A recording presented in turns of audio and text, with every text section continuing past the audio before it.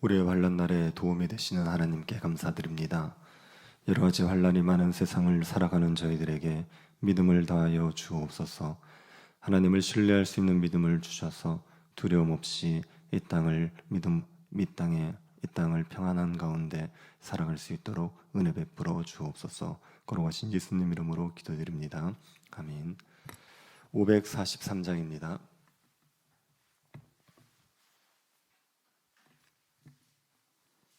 543장입니다.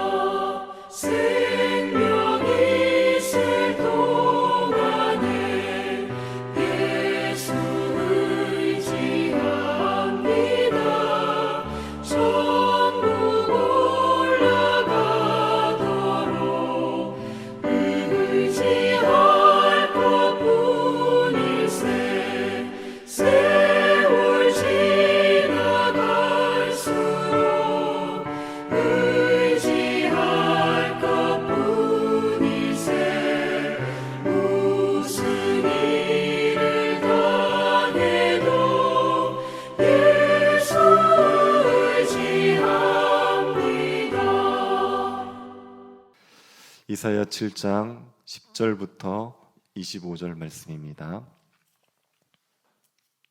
이사야 7장 10절부터 25절입니다. 찾으셔서 한 절씩 교도하도록 하겠습니다. 찾으셨으면 교도하도록 하겠습니다. 여호와께서 또 아하스에게 말씀하여 이르시되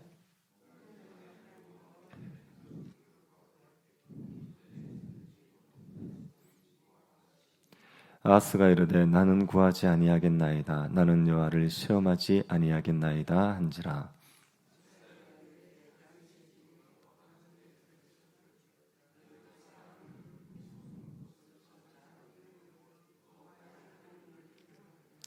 그러므로 주께서 친히 징조를 너희에게 주실 것이라. 보라, 처녀가 잉태하여 아들을 낳을 것이요 그의 이름을 임마누엘이라 하리라.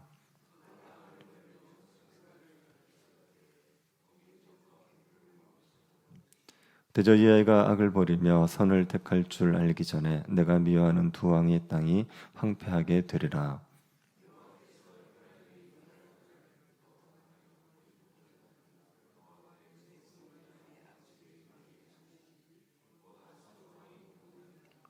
그날에 여호와께서 애굽 하수에서 먼 곳의 파리와 아수르 땅의 벌을 부르시리니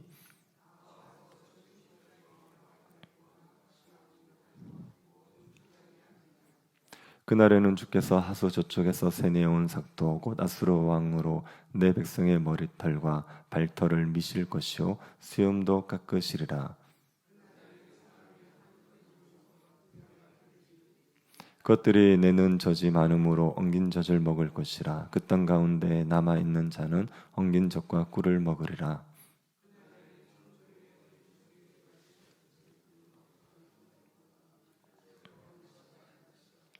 온 땅에 진레와 가시가 있으므로 화살과 활을 가지고 그리로 갈 것이요 보습으로 갈던 모든 산에도 진레와 가시 때문에 두려워서 그리로 가지 못할 것이요 그 땅은 소를 풀어 놓으며 양이 밟는 곳이 되리라. 아멘. 고난이 올 때 우리는 하나님을 믿어야 됩니다. 하나님을 굳게 믿으면 굳게 설 수가 있습니다. 그런데 하나님을 믿는 것이 어렵습니다. 하나님을 믿을 만한 증거가 없어서 어려운 것이 아니라 우리의 마음이 완악해서 하나님을 잘 믿으려 하지 않기 때문입니다. 이런 우리에게 하나님께서 표징을 주십니다. 하나님을 믿을 수 있도록 표징을 주십니다. 기도는 하나님께서 자신을 통해 미디안을 치실 것이라고 말씀하신 것을 믿기가 어려웠습니다. 그래서 양털의 표징을 구했습니다. 이슬이 양털 위에만 내리게 해주시기를 구했고 이슬이 양털에만 내리지 않기를 구했습니다. 하나님은 기드온이 구하는 대로 표징을 주셨지요. 그래서 기드온은 믿음으로 미디안과 싸울 수 있었습니다. 하나님은 믿음이 연약한 우리를 위해서 믿을 수 있는 표징을 주십니다. 하나님께서는 아하스에게도 표징을 주시겠다고 하십니다. 유다의 아하스 왕은 아람과 북이스라엘의 공격을 받고 있습니다. 그래서 숲이 바람의 흔들림 같이 요동하고 있습니다. 이 아하스에게 하나님께서 이사야 선지자를 보내십니다. 이사야 선지자를 보내서 하나님께서 유다를 지키시겠다는 말씀을 주십니다. 아람 왕과 북이스라엘 왕은 부지깽이에 불과하니 두려워하지 말라고 하셨습니다. 그리고 아하스에게 굳게 믿어서 굳게 서라고 하십니다. 아하스에게 믿음을 요구하시는 겁니다. 하지만 아하스는 하나님을 신뢰하는 왕이 아니었습니다. 아하스는 하나님 앞에서 악을 행하는 왕입니다. 아하스는 아람과 북이스라엘이 쳐들어오자 하나님을 의지하지 않고 아수르를 의지했던 왕입니다. 아수르는 북이스라엘을 멸망시키고 유다를 위기로 몰아넣을 나라입니다. 그런 아수르를 의지하는 것은 어리석은 일이죠. 그런데 아하스는 아수르를 의지해서 위기에서 벗어날 마음을 먹고 있었습니다. 하나님께서 이런 아하스에게 하나님을 믿으라 하십니다. 그리고 아하스가 하나님을 믿을 수 있도록 표징을 구하라 하십니다. 10절과 11절입니다. 여호와께서 또 아하스에게 말씀하여 이르시되 너는 내 하나님 여호와께 한 징조를 구하되 깊은 데에서든지 높은 데에서든지 구하라 하시니 하나님께서 아하스에게 어떤 징조든지 구하라고 합니다. 하나님께서 유다를 지키실 것을 믿을 수 있는 징조를 구하라고 하신 겁니다. 어떤 징조든지 상관이 없습니다. 깊은 데에서든지 높은 데에서든지 구하라는 말은 어떤 징조든지 구하면 내가 그 징조를 주겠다고 말씀하신 겁니다. 아하스의 아들 히스기야는 죽게 되었을 때 하나님께 기도했습니다. 그래서 하나님께서 15년의 생명을 더 살도록 연장해 주셨습니다. 그때 히스기야가 징조를 구하지 않습니까?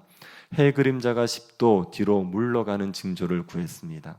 하나님께서 히스기야를 위해서 해를 뒤로 물러가게 해주셨습니다.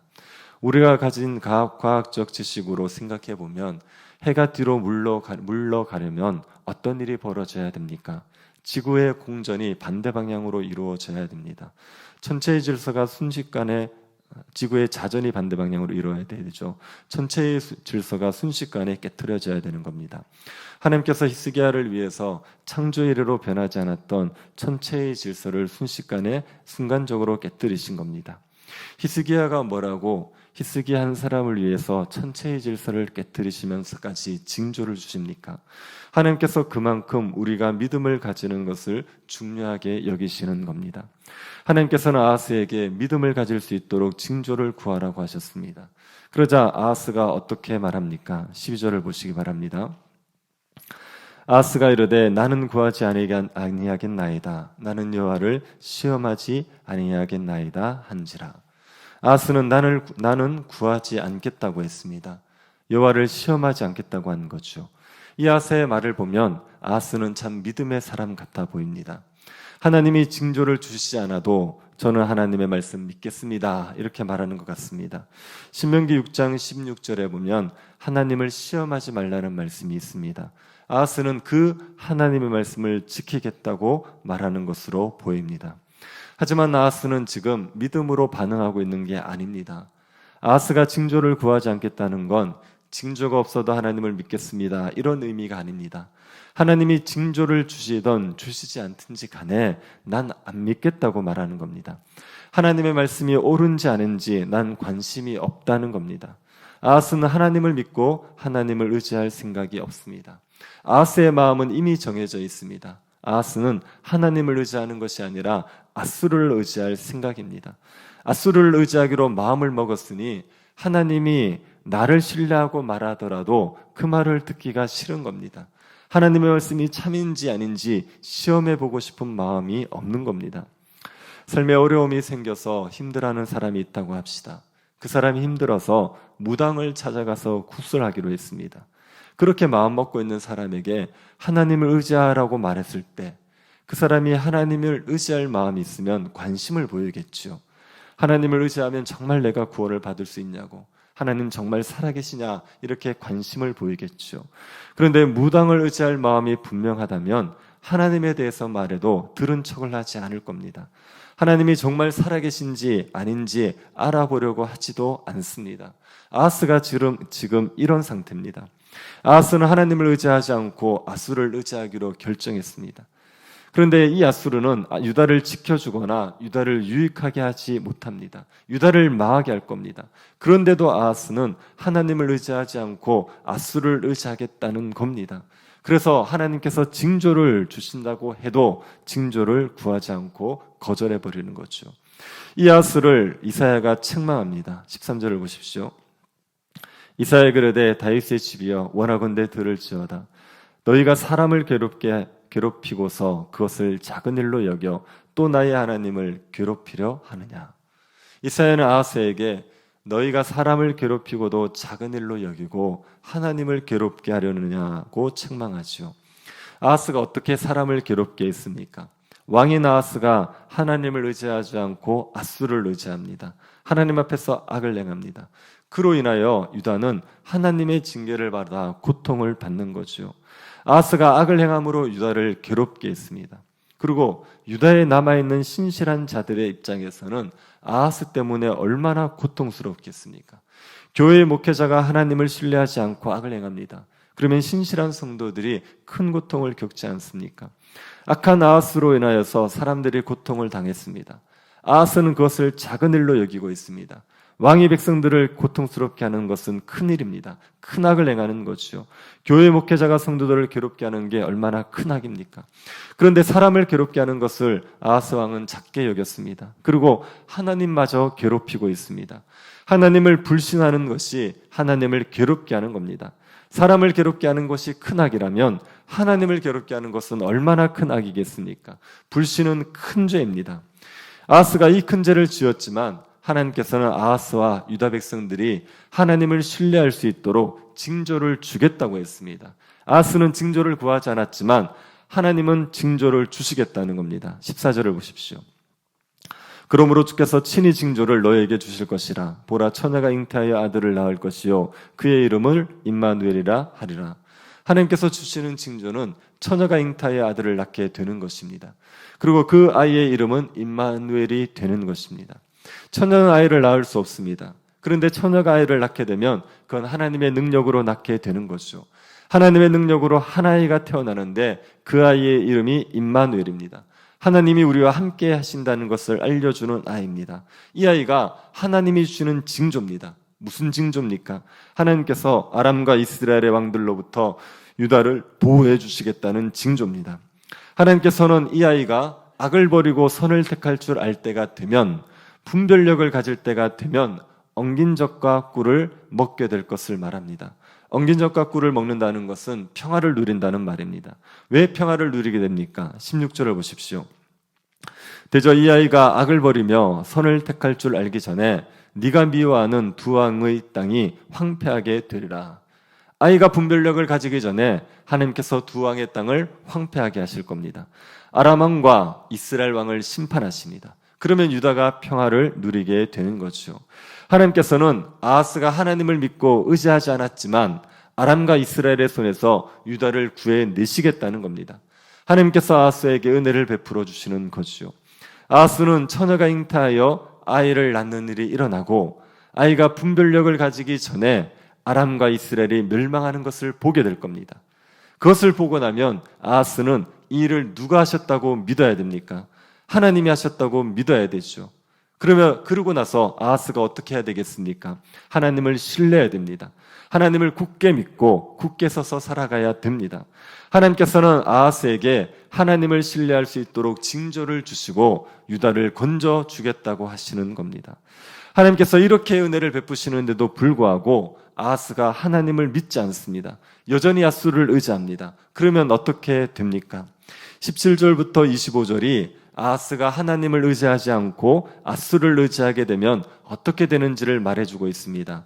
18절부터 20절만 한번 보시기 바랍니다.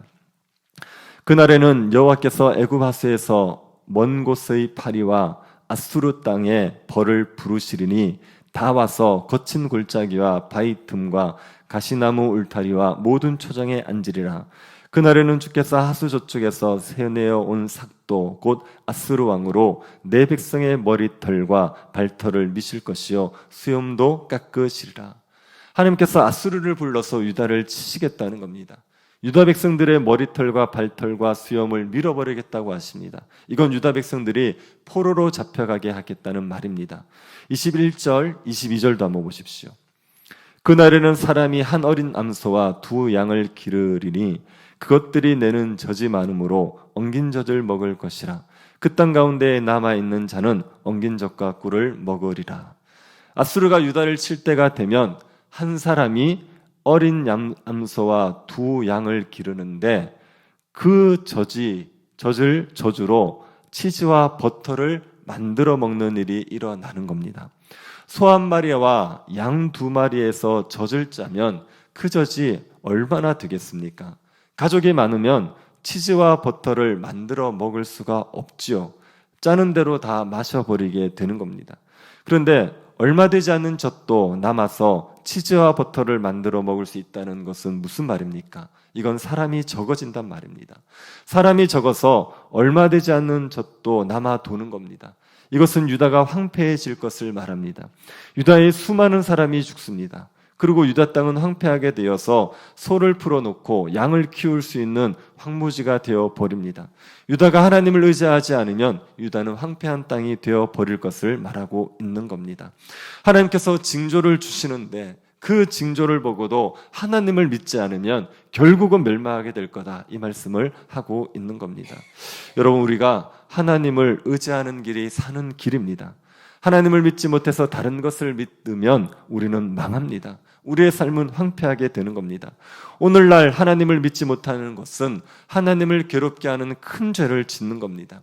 하나님께서 우리가 하나님을 믿을 수 있도록 얼마나 많은 징조를 주셨습니까?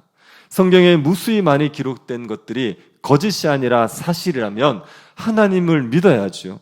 하나님께서 살아계신 징조를 이루 말할 수 없이 많이 보여주셨습니다. 하나님께서 아하스에게 말씀하셨던 그 징조, 그것이 이루어졌지 않습니까? 아하스 때 처녀가 잉태하여 아들을 낳는 일이 있었을 겁니다.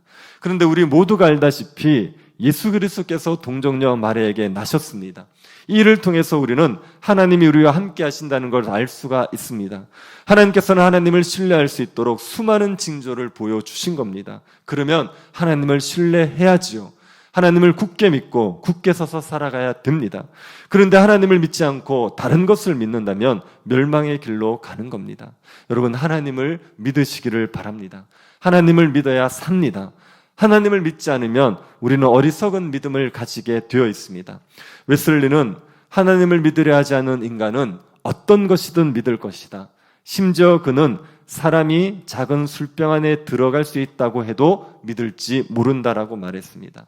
우리가 하나님을 믿지 않으면 엉터리 같은 믿음을 가지게 됩니다. 그래서 결국은 멸망의 길로 가게 되는 거지요. 우리가 이런 어리석은 사람들이 되지 않도록 하나님을 믿으시기를 바랍니다. 하나님이 보여주신 수많은 징조들을 보시면서 하나님은 살아계시고 여전히 우리와 함께 하셔서 우리를 보호하실 것을 믿으시기를 바랍니다. 그래서 두려운 일이 생기고 낙담할 일이 생겨도 하나님을 바라보심으로 굳게 서서 살아가는 주의 백성들 될 수 있기를 간절히 바랍니다. 하나님께서 우리에게 하나님의 살아계심을 보여주셔서 믿음을 주신 것을 감사드립니다. 주께서 행하신 수많은 일들을 보며 하나님을 굳게 믿게 하여 주옵소서. 하나님께서 우리의 삶에 평강과 기쁨을 주심을 믿고 헛된 것을 의지하지 않고 하나님만 의지하며 살아가는 주의 백성들이 되게 하여 주옵소서. 걸어가신 예수님 이름으로 기도드립니다. 아멘. 하늘에 계신 우리 아버지여, 이름이 거룩히 여김을 받으시오며 나라의 임하옵시며 뜻이 하늘에서 이룬 것 같이 땅에서도 이루어지이다. 오늘날 우리에게 일용할 양식을 주옵시고 우리가 우리에게 죄 지은 자를 사하여 준 것 같이 우리 죄를 사하여 주옵시고 우리를 시험에 들게 하지 마옵시고 다만 악에서 구하옵소서. 대개 나라와 권세와 영광이 아버지께 영원히 있사옵나이다. 아멘. 예배를 위해서 기도해 주시고 환난 가운데 있는 성도들이 하나님을 믿는 믿음 가운데서 환난을 견디고 이겨낼 수 있게 달라고 기도해 주십시오. 우리 이종희 전사님 위해서 기도해 주셔서 지금 열이 떨어져야지 치료에 들어갈 수가 있습니다. 그런데 열이 떨어지지 않고 있다고 하니까 하나님께서 은혜를 베풀어 주셔서 열이 떨어지고 치료의 과정에 들어갈 수 있게 해달라고 기도해 주십시오.